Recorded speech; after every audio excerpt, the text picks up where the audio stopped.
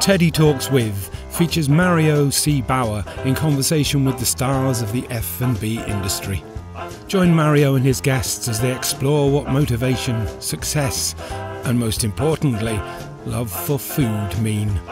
Because in life, only two things matter: love and food. Learn more on www.teddytalkswith.com. So today the teddy bear is really happy because I think he's in one of the nicest places we've been together. Hello, Victor. I'm really happy to finally be here in this amazing place. I don't even know how to describe it. You saw the intro, it's crazy. And Victor, you're my hero, but before we talk about the success of that all, I want to travel back a little bit with you in your, like how you grew up. Because I want to understand how important food, family meals, sharing meals, hospitality was in your family when you grew up. How important was food? Let me try to think what was actually more important than food when I grew up. Probably only one thing: wine. Wine. And that's it. I grew up in a very loving family, two sisters, a dog, great parents, in Strasbourg on the border with Germany. I'm a quarter German, not that Italian. I was brought up with very rigorous value and you have to be accountable and blah, blah, blah, very German education. But in Alsace, and in Alsace, as in a few regions in France, as in many regions in France, food is absolutely essential. And in my family, in particular, food was like the catalyst of every moment of love and joy we would share. And our way to show our love to each other was to cook great meals and to put a lot of energy into it. So I was absolutely not brought up in a family of chefs or restaurant people, but just in a family where what you eat is so important. And if you cook veal, next Sunday we're going to start talking about it on Monday. And we're of course going to start to talk about where do we buy the veal and how do we cook it. But if we need that spice, where do we go and buy that spice? But yes, you know, the baker that cooks the good bread for the veal is 15 minutes from the house, so we need to schedule to go and pick that up. And we should order that cake to that pastry shop, etc., etc. That's how I grew up. My grandmother was an amazing cook, and she never taught my mother how to cook. But my mother just ate amazing food all her life. You pick it up. And when she became a student doctor, she left home, and wow, if she wanted to eat good food, she had to cook it. And that's how my mother learned to cook. And then she would call her mother and say, oh, what was that recipe again? And that's exactly what happened to me. I actually was never that much around my mother when she was cooking, or my father, who cooks actually very good as well. But then when I left home at 20 to go and study in Paris, I was like, okay, I want to eat more than the shitty barilla and pesto pasta. I mean, I love the barilla and pesto pasta, but eating that every day is not going to be enough. So, okay, mother, how did you cook that thing again? And then you start to be the guy who cooks, you know. I was living on a campus, and you start to be the guy who cooks. And so you start to be the guy who is organizing dinners. And then it's every night. On that phase, because you're now in the student phase, when did the first time, I mean, now I understand a lot of your concept by learning how you grew up, but when was the first impulse to say, let's open a restaurant? Like, and at this moment, when was that moment where you say, let's do that? Like, what was the impulse? There's always like the first light. There was, the great story would be to tell you, I was born, I wanted to have a restaurant. It's absolutely not that. I was born loving food. My father worked on and off with Italy, so he was always bringing back great Italian food and the perfect San Daniele ham and the grissini and the good wine and stuff. So I was also educated with Italian food. He had a lot of Italian friends who were going there for holidays and stuff, but that's it. Then after my business school, I went to be a music producer. I was CEO of a record label. Absolutely by chance. And I realized, wow, it's great to work in an industry that you like. I mean, I love music, so I was like, it's actually great. It's actually way better to work than working for an oil company. I mean, let's keep Fun. in mind for the rest of my professional life that try and do things that I'm passionate about. Which actually happens to be one of the value of Big Mama, which is try and do things by passion. You can feel that. Because if you do things because you think it's smart or a good business model, Thank you so much. then you have to outsmart rationally the market. If you're doing something you're passionate about, if you're not just stupid, you're probably statistically going to outperform the market because That's you're true. passionate. Some people tell me, oh, you're so good at communication. I'm not good at communication. I'm good at my product because I do the products I love. And maybe I learned that in the music industry. All these singers, they don't wake up in the morning and think, okay, how can I conceive a hit song? No, they just sing their guts out. Some of them succeed, some of them not. Some of them just sing their guts out and people love it. And by the way, that come and goes. Some of them make a great hit and the next song is no more a hit. And some of them are the Beatles. You know what I mean? And I think it's exactly the same in the restaurant industry. Do the things you love, do the design you like and where you want to eat, cook the food you love. Keep Be doing authentic, that. honest. Stay young, stay foolish. And hopefully people will keep loving what you like. But Victor, when you, back then in Paris, I mean, to open another Italian restaurant, because at the end of the day, our viewers would now think, okay, who the hell needs another Italian restaurant? It's not like...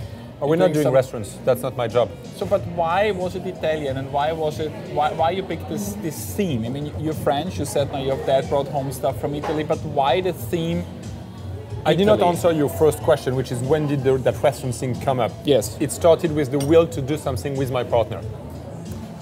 So partnership I'm first. a married guy.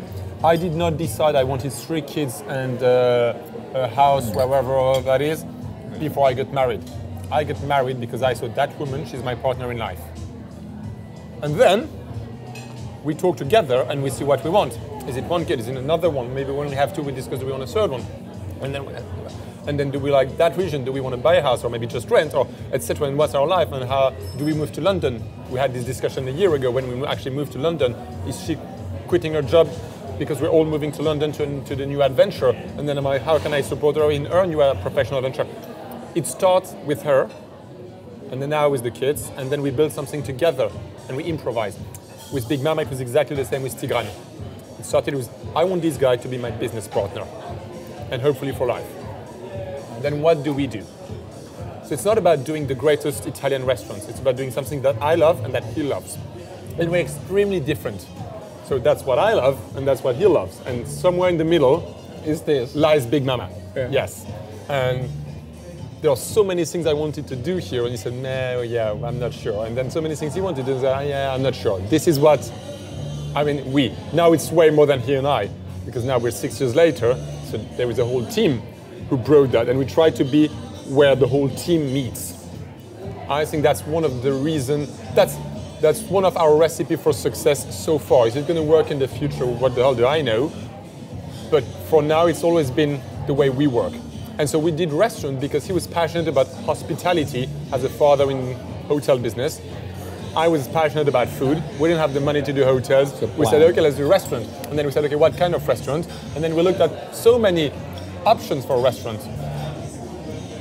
And then after working weeks and months on, okay, what kind of food do we do? What kind of restaurant? What concept? Do we do something like Vapiano with a new model? Do we do fast food? Do we do fresh casual? Do we do fast casual? Do we do Michelin star? Do we do At the end, what we came to realize was this job, this industry is so hard.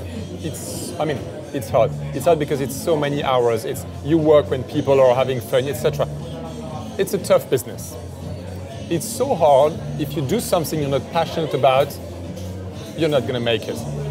So we forgot about everything and we did Italian food because we're passionate about Italy. My wife lived in Italy, loves Italy. I've loved Italy. My father was on and off. I could speak Italian and know so many places and people in Italy.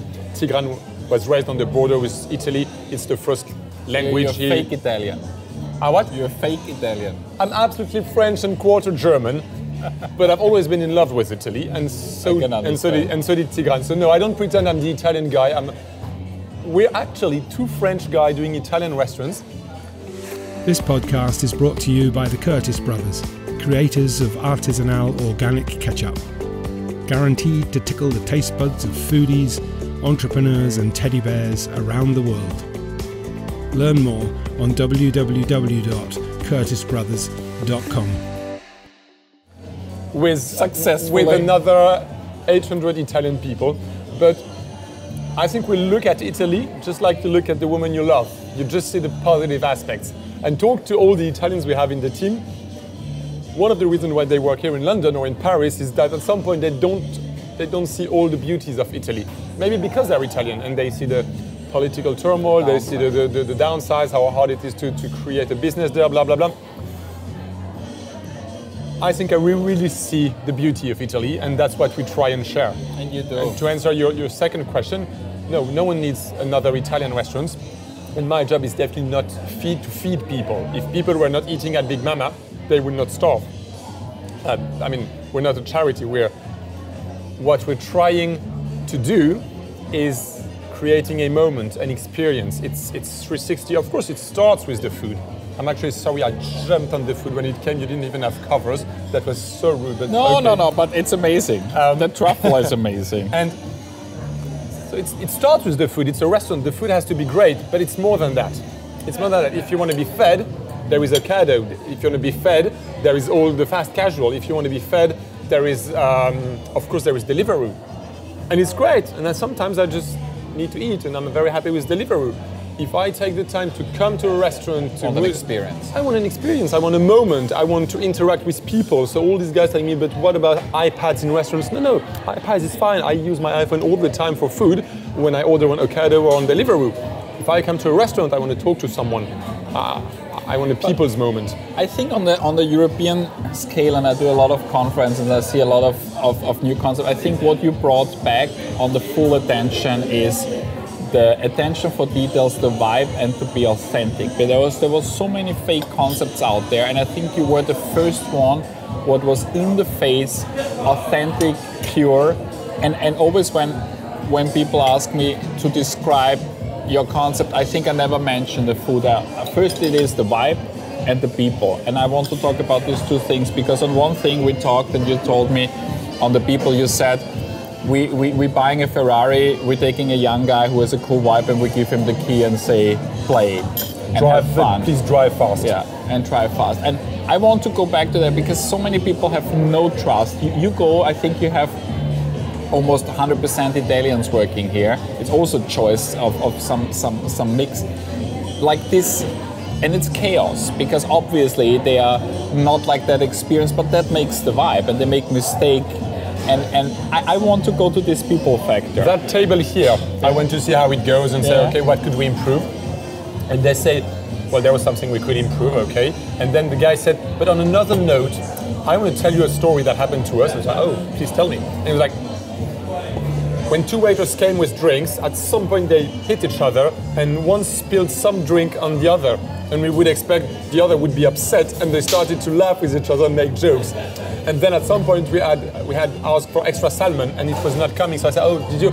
And you would expect, yeah, we know it's coming. And then they started to make jokes about it. And I said, thank you for your debrief because it's not going to be perfect. But the first thing we want to achieve is value for money. Yes. So eventually it's pretty cheap. I can't achieve 3 Michelin star restaurants. So it's compared to the highest standards, it's not going to be perfect whatsoever. So the only thing we can do when we fuck up, and it's going to happen a lot, is try and show people that, yeah, maybe we're not able to deliver the perfect sequence, but we sincerely care about them and about the fact that they have a good moment. And I think what I try to understand more every day, and what we try to share with the team, is that the fact that the client is going to have a great moment is not only dependent on the fact that you're going to deliver properly. Of course, we have to greet them and be efficient, and the menu comes, and then the order and the food comes all at once, and then you don't have to ask 7 times for the bill, of course. But it's way more than that. And at some point, either you're not going to be greeted properly, or you're going to have to ask twice for the bill. So at least let's try and show we really care about them. And the only way, and that's the quintessence of management at Big Mama, and the only way, I wish I could write a book about how to do that as the founder, the co-founder of this company. The only thing I try and do for my staff to care about my clients is to care about my staff, is be exemplary. So I'm quarter German, so when I come in my restaurants, it drives me crazy. Like I see, this is not perfect, this should not be like this, oh, like there is a bottle missing here, oh. Okay, so what do? I start download the team with like negative energy. In 10 days, you're gone. In 10 days, I ruin the whole vibe. Yeah. I come here and I just try and give positive energy. Show them that I personally recognize it's not perfect, and trust me, they know I see it's not perfect. I don't talk about this. I see everything we're doing good, and I got a big smile. Yeah, just be exemplary in what is the most important thing you expect from the team. And what I expect from the team is whatever, how much they fuck up, they are exemplary as far as caring about the vibe. Impressive. So you're a true teddy bear. You should talk with my partner because he taught me all that. But I think you're a true teddy bear with this energy, and I think then you get these people. The question for me always is, and I ask Luca from Italy, who obviously also scales Italian lifestyle with the concept, how scalable that chaos is. Because I also remember another quote from you where you say, when you go to Italy and you have a dinner, there is things what go wrong, and people go home and make fun of it and they like it, whereas they would never accept that. Let's say the Germans would never accept that in Germany. And you said you can be sure when you order a bottle of still water, you get a sparkling. And a week later, I was in your restaurant in Gloria and I ordered a still water and I got a sparkling one. And I said, I said, look, that's the wrong water. And the guy was so funny about it. I think he didn't even exchange it, but I didn't care. And I thought like the guy saying on stage that, and that happens a week later, and it was true, yeah? So I think this authentic reaction, but the question is, you have now 10 units, and you have around 1,000 crazy Italians, more or less. How scalable is that? Is there a level, you said you're very German and organized, and I know that it's true. On one thing, this ship is, because I don't know how many of the people have been in your restaurants, but we're talking about huge places. It's not like there's a couple of hundred people. You're doing in one of your restaurants in Paris a couple of thousand people a day. So it's a huge tanker built on values, but not so much on exact processes. How you think, when is the tipping point? My wife has worked for a few years in a company called Vinci. Big real estate, big works, big thing. And Vinci is actually a $1 billion company based on the aggregation of thousands of very small and very agile companies, very not centralized. And we started to realize that you can grow. I don't know how scalable that is. It's actually not my concern. That's not your concern? No. Growth in some respect is a concern. I can talk about that, but I will talk about that.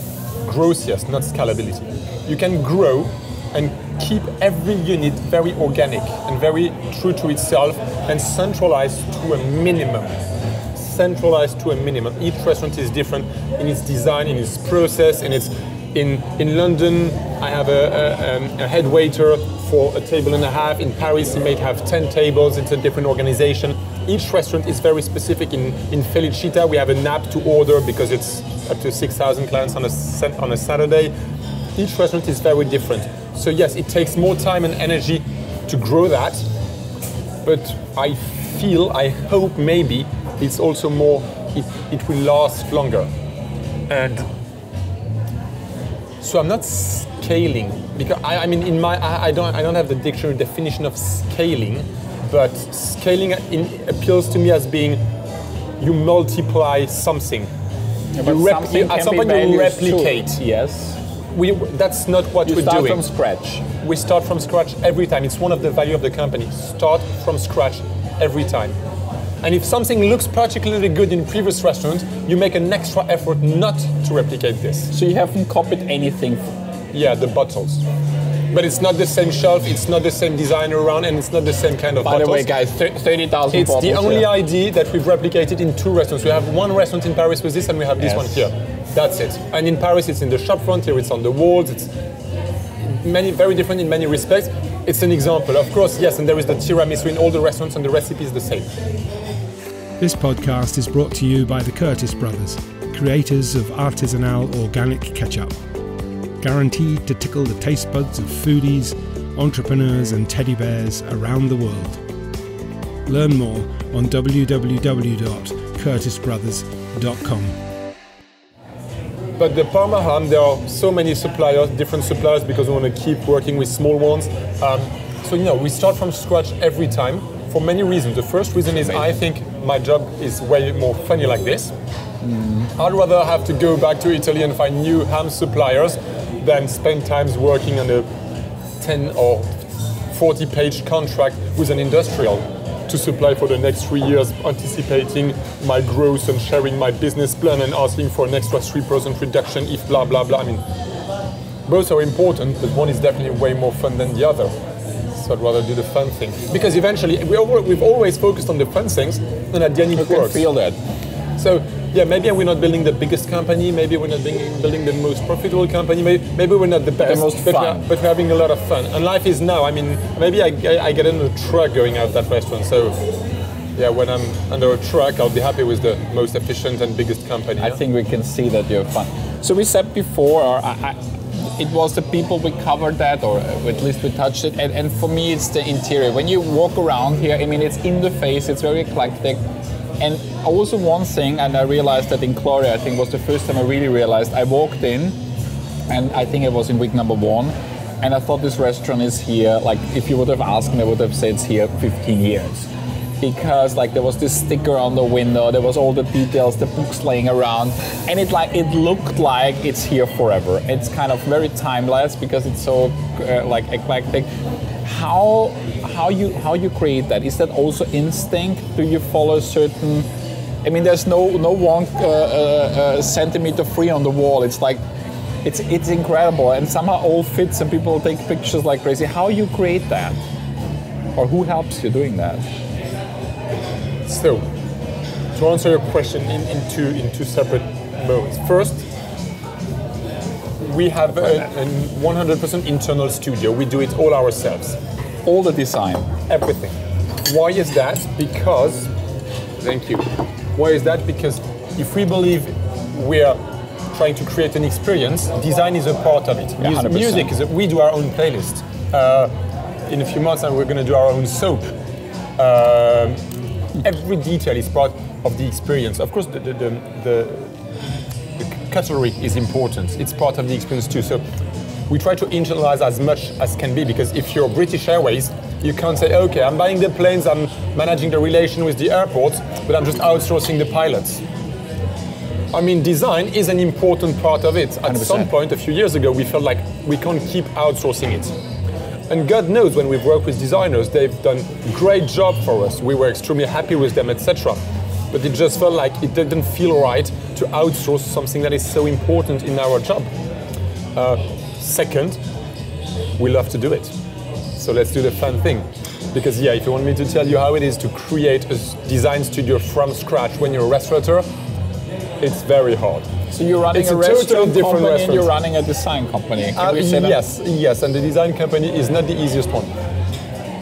It's complicated because it's another mentality. It's a job we didn't know before, and it's a very specific job. But it brings so much satisfaction at the end. It's great. It's great. So it was a very good decision. I'm very happy we did that. We have now an amazing team. You can feel and see that. And then how do you? The first restaurant we did it with a designer called Martin Budnitsky and his team. He's done plenty of restaurants in London. He's great. And the first time I met Martin, we were like 28. We had never done a restaurant. We were 2 guys saying they want maybe some days to do an Italian restaurant. And we went to see that guy who was a star in London. And we said, you should come and make our restaurants in Paris. And we tried to convince him. And eventually he said yes. And he said, what I try and do is I design restaurants the day they open, they're already a classic. I heard that sentence and I thought that makes sense. And now every time we're working, it's one of the things we have in mind. So you're talking about authenticity. How do you artificially create authenticity? It's absolutely contradictory. So first thing, let's not try too hard, because the harder you try, the faker it feels. It's a hard question, and I can't give a lecture on what I believe is the key to creating authenticity, because we do it very instinctively. At some point you have to be, we try to be in let go. So to create authenticity here, yes, you can recruit British people to work on the floor and teach them how to be Italian. That would be what the guy in control would do. Or you can just recruit Italian people, which is more complicated at some point because we're not in Italy, and just don't tell them anything. Incredible. Well, you just teach them the basic of hygiene, for instance, but then you just let them do. And I don't have to teach them the difference between burrata and mozzarella. They know it better than I do, you know what I mean?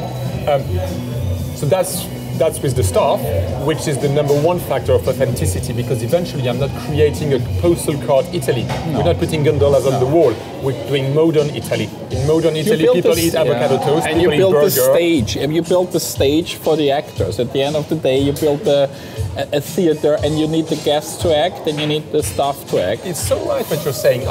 It feels like, yes, we care a lot about the design, eventually not for the clients, but for the staff.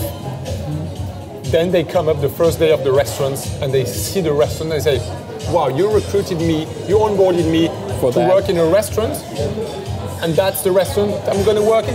Wow, it's great, it feels good. It empowers people. It's a way for me, for the studio, for Tigran, for the head office, us who are not working lunch and dinner every day on the floor, to show our appreciation. Incredible. Two more topics, because I know you also need to run on two more themes. One is like, you're a young entrepreneur, you're still a young company, but you're looking back on a very good track record. If you now would give advice to yourself, or let's say to your partner a couple of years ago, now looking, what was much easier than you thought? What was really difficult? What was maybe even a danger at one point to the restaurant? Really looking back, you had no clue about that interest, so you went in very naive in a positive sense. And now looking back, what is the biggest surprise? What was way, way, way easier, and what was way more difficult and almost like hit you? Is there anything what pops in your head? I could name 1,000 things that were so much easier than expected. It feels hard to think about something that would be harder. I feel like every morning I wake up and I'm like, wow, how is it so cool and so easy? We're so lucky. Let's touch wood and try to hope that karma stays with us. I can't feel about hard times. Yes, I mean, it's a restaurant, so 1,000 things, 1,000 problems appear every minute. And you start again every lunch and dinner, and you're never a restaurateur. Maybe in 20 years you can say, I've tried to restaurateurs in the past 20 years, but you can't say, I'm a restaurateur. We'll see in the future. It's something that you appreciate on the very long run, I think. So many things go wrong and are hard, but I would say it's the nature of this job. The nature of this job is exactly like the service, like when you spill a drink on a client. It's the nature of this job that it's hard and complicated, and things go wrong. And the guy, and I believe this guy who succeeds, or the guy who keep a big smile and try to see the positive. I would say, so I see everything that went easier. The thing that was so much easier than expected is, I can't believe we've met across the way so many gifted, passionate, talented people. It started with our first travel to Italy 6 years ago, when we would go to a Michelin star restaurant, and at the end of the service we would say to the chef in an approximative Italian, "Oh, we want to do an Italian restaurant in France. It was very good." And they go say, "Oh yeah, come on!" And it was 1 a.m, and he would sit us and bring all his products and say, "Oh, you should go and call this guy, that's his WhatsApp. Oh, and call this guy, the Parmesan is amazing. Oh, let me. No, he's never going to answer you if you call him. Let me call him. Hey, ciao, Luca." I was like, what the fuck? This guy has worked 15 hours today and he's sitting with me. He doesn't know me. He doesn't own me. But he felt your passion. Well, I felt his, and that started like this, and then the suppliers, and then the team, and then you meet Chiro, our first chef. The great story with Chiro is we had this restaurant, this pop-up restaurant. The opportunity came up, and we had to start it like 3 weeks later. We had never operated a restaurant, and it was that pop-up restaurant in the south of France. So we had literally 10 days to find a chef. So we called all our suppliers, like, do you know a chef? When the name popped up, like Ciro Cristiano. Okay, great, his experience? Actually, no, he's not a chef. He's a guy working in a kitchen, but we know him and he's a good guy. What is he? Oh, he's 22. Okay. So we called again and said, do you want to come in the south of France, in a village you've never heard about, to do a 6-month pop-up with people you've never known? And he said, okay. And I was like, okay, are you a chef? He's like, yes, of course I'm a chef. I'm like, what's your experience? Well, not much. Can we do a test? Like, can you cook us a tiramisu or something? And he's like, are you fucking kidding me? Like, asking me to cook a tiramisu to see if I'm a chef? Who the fuck are you guys? I was like, okay, forget that tiramisu thing. So we started the first day with a guy we never knew, 22 years old, and the first day we had 250 clients. And the guy happens to be a genius. And then he brings his friend, etc. And then we meet other people and say, oh, I want to join the adventure. And so everything was actually easier because I'm not doing it. people in the team are doing it. You're giving the trust. Is there anything on the way or now who you look up, try to learn, who mentors you, or you really do everything out like of a gut or of a discussion with your partner? Is there anybody who somehow guide you, or at least you get inspired by? I don't want to sound like the bullshit guy who says we do everything by passion. I mean, we don't operate this company just by passion. We know when it's time and when needed to be very objective-driven, data-driven, process-driven, etc. Of course, we're that too. We're just trying to be passion first. It doesn't mean we're not serious at some point as well. Of course, so I don't want to sound like a bullshit guy first. Second, we have been amazingly lucky. I mean, here we've really been lucky. Sometimes I say I'm lucky and people tell me, yes, but you've shared passion and trust, which is true. We've been very lucky that at the beginning of this adventure, we thought, okay, if we do restaurants, we want to do big restaurants because we want it to be experiential and fun and great design. Obviously, it's going to cost a lot of money, plus the key money in Paris and stuff. So we needed a lot of money from the beginning. And we were 20 years.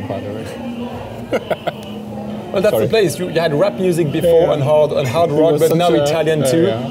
Sorry. And if you have just this music, it sounds so fake. But young Italian people also listen to that, but they also listen to rap and hard rock. Well, we were so lucky that we met one or two big entrepreneurs at the beginning of this adventure, and they said, yes, I'm gonna help finance you. Like they put like a small chip of money, what is for them a very small chip of money. They did not do that because they were like, okay, I'm gonna get richer with this. All these guys are very rich already, and they put some money which is insignificant for them. It doesn't mean they are ready to lose it because they didn't get rich by losing money, but it means they're not like very anxious about it. And then they call their friends, and then we meet their friends, and eventually that's how, like 6 years later, we have 17 entrepreneurs. Most of them are extraordinarily renowned, respected, successful. Well, all of them actually. And that structure of financing is incredible. It's one of the biggest luck we've had, because you asked me before we started the interview, like, what's coming next year? I seriously don't know. Maybe next year I open 5 restaurants. Maybe next year I don't open any restaurants. It's okay. First, all the people who financed us, it's their money. So when they make 2 times the money, they're very happy. When an investment funds make twice the money, the guy managing the fund doesn't get enough money out of this because it's not his money. So he's not happy. First thing. Second thing, they're happy to be in Big Mama for the next 20 years. Great. Why wouldn't they? So it gives my partner and I the ability to look at the story we're building on the very long run. It allows us one of the other value of Big Mama, which is let's try and do everything thinking, is it going to be working for 100 years? Is the design we're building going to be cool in 100 years, or is it just gimmick and fashionable? is using not recycled paper going to work? If every restaurant uses not recycled paper, how is going to be the planet in 100 years? Okay, we use recycled paper. That's why we were a B Corporation. We were certified B Corp last year. We're actually very happy, and I think the whole team is very happy that we're a B Corp, which is the equivalent of organic for a company. This also, we can do that because we have this shareholder structure. We raised money, I think 18 months ago, something like that, to develop and go to the UK and stuff. And the first board of shareholders, the guy they just put the money. And well, it was big money, so of course you've been talking turnover and EBITDA for like 12 months and stuff, and business plans. The first board members meeting, we come at the table and we say, okay, there are 5 KPIs at Big Mama. They are equally important. And the guy will say, it's turnover, it's EBITDA, it's turnover of staff, it's client satisfaction, based on all the grades on all the platforms on the internet, and the feedbacks we get, and the mystery cleanser, and it's our B Corp grade. And all the bonuses of everyone in the company is going to be on these 5 KPI equally. And we're going to report to you equally in these 5 KPI. Super. And we expect that we have 2 hours together, we're going to spend a fifth of that talking about our B Corp grade. Amazing. Try and do that with an investment fund who's there for 2 or 3 years. And the guy was like, that's great. Actually, we ended up talking only about B Corp, turnover of staff, and client satisfaction. Well done. Only. And that we were very lucky. And so yes, to answer your question, all these guys there share amazing feedbacks. The great thing is they don't tell us do this or do that because they're entrepreneurs. They know that they don't know shit. They know that they don't know shit about our business, and no one knows. They just share experience. I mean, you have a guy who's grown a company of 100,000 people and he's sharing an experience over coffee. Well, it's priceless. Amazing. Last topic, we started with food in your childhood. We're eating food not enough because we're talking. I just think Paris. I want to go back to food because afterwards when we air that, always people send emails and chat. It's a great interview, but ask more about like tips and this guys know so much about food and blah blah blah. So I need to ask you because I always get the part. So first of all, quite obvious here. Best pasta ever outside of your own restaurants. Il Centro, Prioca d'Alba in Piedmont region. So Prioca d'Alba is near Alba. There is a restaurant there called Il Centro. It's a 1 Michelin star restaurant, so maybe 2. So you expect it to be posh and stuff and expensive. It's literally like eating at my grandmother's, except that in the kitchen, which is not an open kitchen, you have like 15 people from everywhere around the world. It looks like my grandmother's dining room. It's so authentic Italian, like really simple trattoria. A pasta dish costs £12 and a meat dish costs £18, 18 euro. It's 2 Michelin star quality, and they do clean del Piemonte, so pasta filled with meat.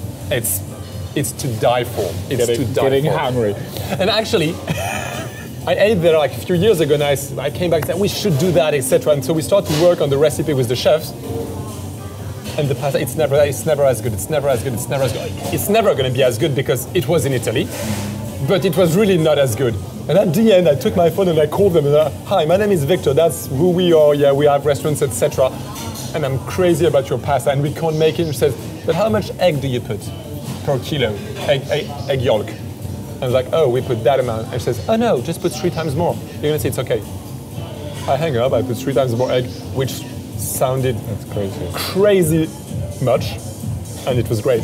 Amazing. So we owe them our Plin del Piemonte. And they will get some business.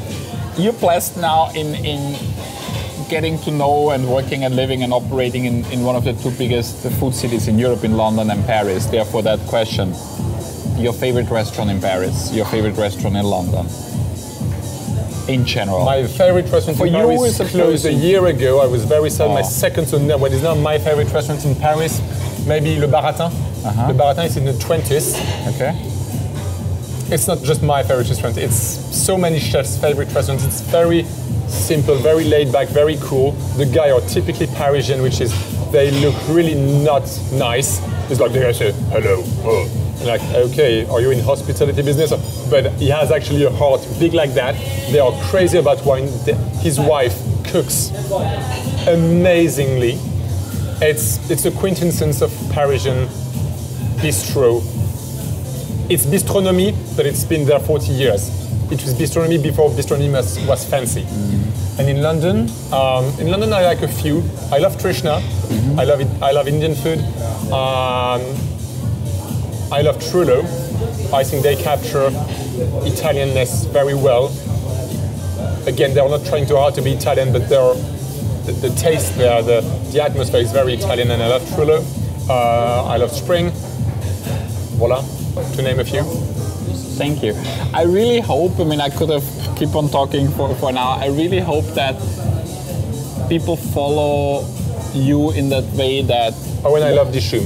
Dishoom, yeah, we all I love. mean, their stuff, rock stuff. Their stuff, the way you feel. Very similar the values. How people at Dishoom is 1,000 times more important than all the rest. All the rest being very well executed and greatly done. But you just feel it's not a restaurant. It's just you're spending a time with them, and that's we're scheduled on a Daddy Talks in 2 weeks with him. I want to say, I think people, I hope they see with true, authentic and passion some Lugger steaks and sushi as well. Like Dishoom, the people there. But I think you also focus always on this vibe and all the places you mentioned. I want to say, because you said you need to go, that I hope that people follow and say, we don't need to create generic places. We can be authentic. We find our place. We will find people who help us. We will find people who support us. And I think people underestimate how much you can change with positive energy, because you had no clue. You had restricted money. You opened in a city what didn't need another restaurant. You open a cuisine what definitely didn't need to have another more, and just I mean, we heard now what is behind, following to hire crazy people, to trust them, to call a chef and say, okay, help me. You created that, and I think more people should feel what they have inside, not just try and copy paste others, because if you try, nothing is a copy here. If you try to copy paste others, it's just another place, and people don't need another place of the same. So I think you're really, really important for that industry, you and your partner, and you're a true daddy. That's why you get that for home. Thank you very much. Because I have an anecdote on this. So go. When we did that pop-up restaurant, so it was the first time I was participating in operating a restaurant. I was practically with Tigran, my partner, the manager of this restaurant. And so we start summer, and first day, 250 clients. We were absolutely, it was a chaos.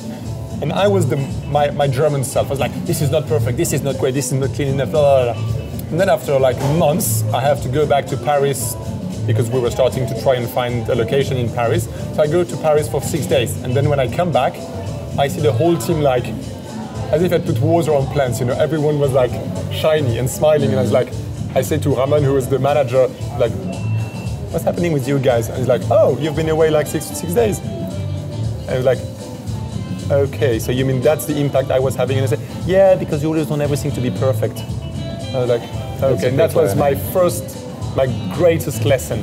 And from that day, I don't try to be perfect. I just try to be proud. I felt actually a little ashamed when he was like, when I saw that people, when I was not there, were like so much more happier, and it was a real mess. But they were happier, and the clients were happy. That was my biggest lesson in that industry. And from that day, I tried to be, just to share positive energy. And that same night, I took the second greatest lesson of my whole life in the restaurant industry. It was a restaurant with 25 seats inside and 120 outside, and a terrace with something that you can bring up and down, okay?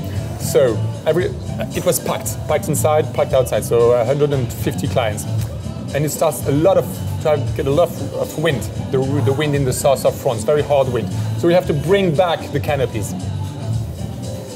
5 minutes later, it starts pouring rain, like monsoon rain. And we had 125 clients outside eating pasta with monsoon rain on their plates. And I'm a pretty resourceful person, and I don't get anxious fast. I was like paralyzed by panic.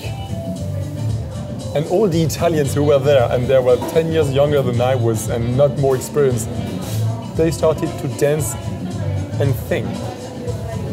And I could see the clients, and I was like, everyone looked at me when it started, because I was obviously managing the floor. And I could see panic in people's eyes looking at me, not knowing what to do. And then the guy started to sing, and everyone like, okay, they got it. And so we ended up with 150 people in a restaurant of 20 seats or 25 seats, everyone finishing their pasta standing with kids sitting on tables. Amazing. I believe these people had one of the best dinners in their life, and everyone left the restaurant the ones perfectly they will happy. remember. And this is the moments, not that extreme, but that's the moments what you're creating here. Thank you so much. Thank you very much for your time. I've listened to the podcast for as long as they exist, and I don't even know how I end up speaking in them. Thank you very much. Pleasure. Thank you. Thank you, guys. And if you want the real Italy, authentic Italy, come here and enjoy it. And go to the men's toilet, by the way. Ciao. Thank you. No, thank you. Stay tuned on www.teddytalkswith.com.